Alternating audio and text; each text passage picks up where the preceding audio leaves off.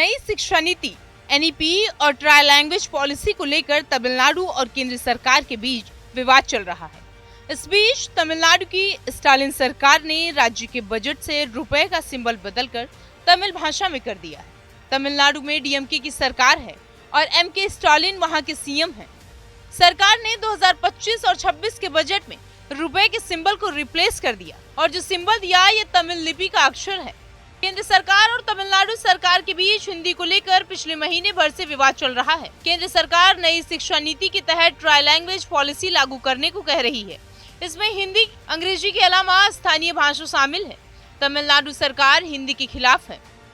इसी मुद्दे को लेकर राजनीति तेज हो गई है। भाजपा तमिलनाडु अध्यक्ष के अन्नामलाई ने ट्वीट करके स्टालिन को स्टूपिड कहा। उन्होंने लिखा, रुपए के सिंबल को तमिलनाडु में रहने वाले थिरु उदय कुमार ने डिजाइन किया था।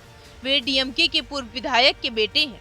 तमिलनाडु डिजाइन किए गए रुपए के प्रतीक को पूरे भारत ने अपनाया, लेकिन डीएमके सरकार ने राज्य बजट में इसे हटाकर मूर्खता का परिचय दिया। रुपए का चिन्ह रुपए देवनागरी लिपि के रा और लैटिन लेटर आर को मिलाकर बना है, जिसमें एक वर्टिकल लाइन भी बनी हुई है। ये रेखा हमारे राष्ट्रध्वज और बराबरी के चिन्ह को प्रतिबिंबित करती है।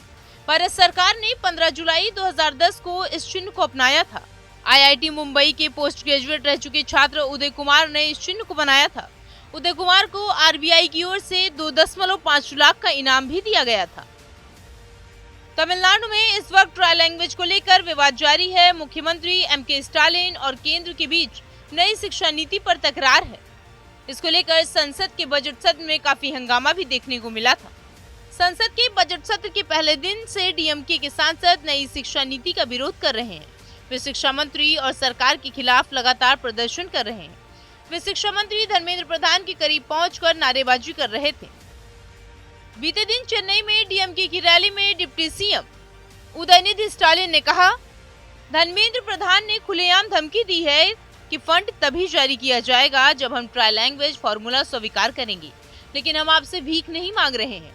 जो राज्य हिंदी को स्वीकार करते हैं वे अपनी मातृभाषा को खो देते हैं। केंद्र लैंग्वेज वॉर शुरू ना करे। तो वहीं ट्राई लैंग्वेज विवाद पर केंद्रीय शिक्षा मंत्री धर्मेंद्र प्रधान ने तमिलनाडु के सीएम एमके स्टालिन को लेटर लिखा। उसमें एनईपी के विरोध की आलोचना की।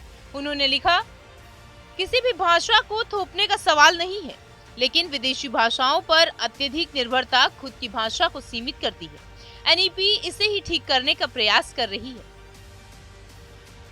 उधर स्टालिन का कहना है कि वो वॉर लैंग्वेज के लिए तैयार है।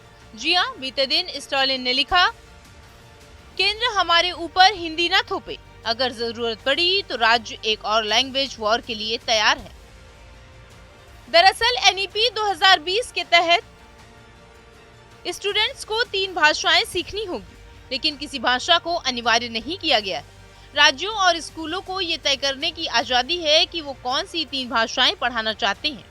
किसी भी भाषा की अनिवार्यता का प्रावधान नहीं है। प्राइमरी क्लासेस 1 से 5वीं में पढ़ाई मातृभाषा या स्थानीय भाषा में करने की सिफारिश की गई है। वहीं मिडिल क्लास कक्षा 6 से 10 तक में 3 भाषाओं की पढ़ाई करना अनिवार्य है।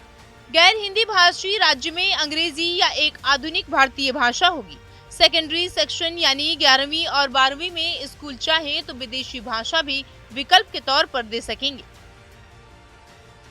5वीं और जहां संभव हो 8वीं तक की क्लासेस की मातृभाषा स्थानीय या क्षेत्रीय भाषा में करने पर जोर है। वहीं गैर हिंदी भाषी राज्यों में हिंदी दूसरी भाषा के रूप में पढ़ाई जा सकती है। साथ ही हिंदी भाषी राज्यों में दूसरी भाषा के रूप में कोई अन्य भारतीय भाषा जैसे तमिल, बंगाली, तेलुगु आदि हो सकती है। मतलब कुल मिलाकर भाषा पर राजनीति तेज है। पार्टियों का एक दूसरे राजनीतिक दलों पर वार पलटवार का सिलसिला जारी है। लेकिन सवाल ये है कि क्या केंद्र सरकार हिंदी भाषा को तमिलनाडु पर थोप रही है और क्या भाषा के लिए राज्य को एक और लैंग्वेज के लिए वार करना सही है।